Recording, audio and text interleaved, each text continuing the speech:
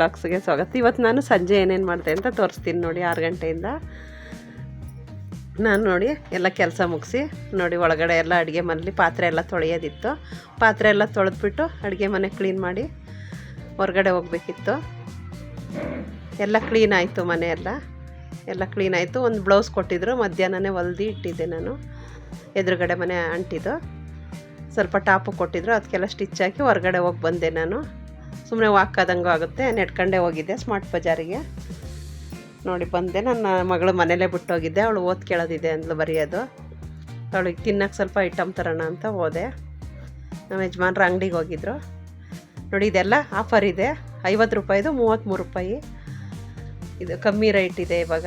ನೋಡಿ ಇದನ್ನು 75 ರೂಪಾಯಿ, 75, 150 ರೂಪಾಯಿ ಎರಡಕ್ಕೆ. ತುಂಬ ಚೆನ್ನಾಗಿರುತ್ತೆ, ಬೇರೆ ಬೇರೆ ಥರ ಇರುತ್ತೆ ಅದರಲ್ಲಿ ಬಿಸ್ಕೆಟು. ನೋಡಿ ಇದು ಮತ್ತೆ ಇನ್ನೊಂದು ತಗೊಬಂದೆ ನಾನು. ಇದು ಚಾಕ್ಲೇಟ್ಗಳು, ಇದು ತುಂಬಾ ಚೆನ್ನಾಗಿರುತ್ತೆ. ನೋಡಿ ಅದರಲ್ಲಿ ಬಾದಾಮಿ ಇರುತ್ತೆ ಒಳಗಡೆ. ನೋಡಿ ಇದೆಲ್ಲ ಮಿಕ್ಸು ಫ್ರೂಟ್ಸು, ಚೆನ್ನಾಗಿರುತ್ತೆ ಅದು.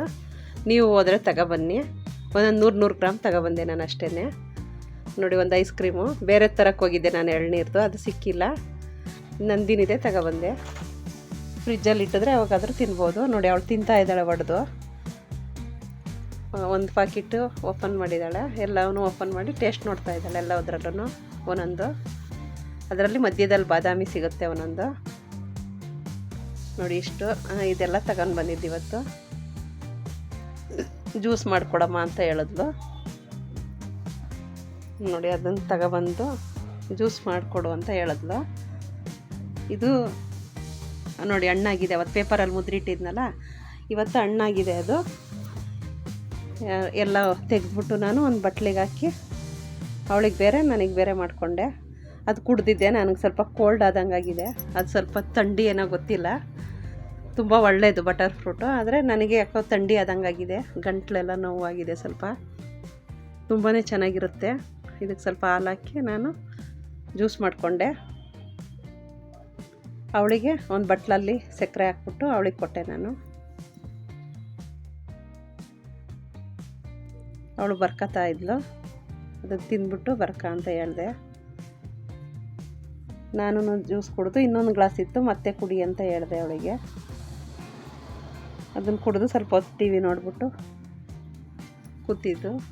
ಮತ್ತು ನಾನು ಪಲ್ಯ ಮಾಡೋಣ ಅಂತ ಒಂದು ಆಲೂಗೆಡ್ಡೆ, ದಪ್ಪ ಮೆಣಸಿಕಾಯಿ ಪಲ್ಯ ಮಾಡ್ತೀನಿ ರಾತ್ರಿಗೆ, ಚಪಾತಿ ಪಲ್ಯನೂ. ಸ್ವಲ್ಪ ಮೀನು ತತ್ತೀನಿ ಅಂತ ಹೇಳಿದರು, ಮತ್ತಿ ಮೀನು, ಅದನ್ನು ಫ್ರೈ ಮಾಡ್ತೀನಿ. ಅಂಗಡಿಗೆ ಹೋಗ್ತಾಯಿದ್ದೆ ಟೀ ಕೊಟ್ಟು ಬರೋಣ ಅಂತ. ರಾತ್ರಿ ಆಯಿತು, ಲೇಟ್ ಆಯಿತು, ಇನ್ನೂ ಬಂದಿರಲಿಲ್ಲ ಅವರು.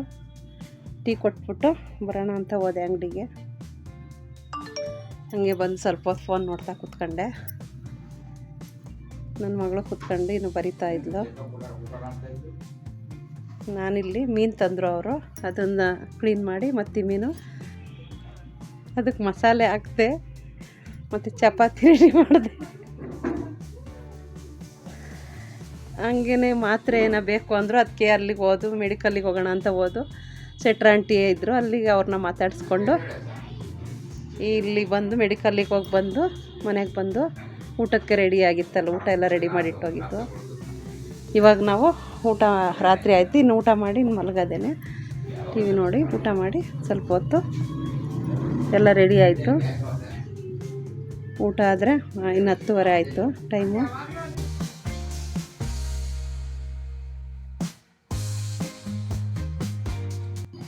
ಇವತ್ತಿನ ವ್ಲಾಗ್ ಹೇಗಿತ್ತು ಅಂತ ತಿಳಿಸ್ರಿ ಎಲ್ರಿಗೂ. ಬಾಯ್ ಬಾಯ್.